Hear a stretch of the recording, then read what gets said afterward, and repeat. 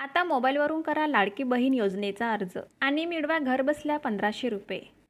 महाराष्ट्र सरकारने माझी लाडकी बहीण योजना ऑफलाईनसोबत ऑनलाईन अर्जाची प्रक्रियाही सुरू केली आहे. अर्ज करण्यासाठी नारी शक्ती दूत ॲप लॉन्च केले आहे.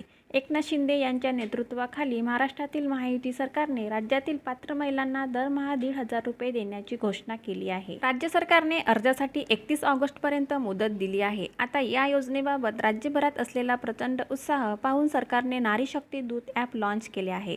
या ॲपवरून महिलांना घरबसल्या अर्ज करता येणार आहे. जाणून घ्या कसा भरावा अर्ज. तुम्हाला नारी शक्ती दूत ॲप डाउनलोड करायचं आहे.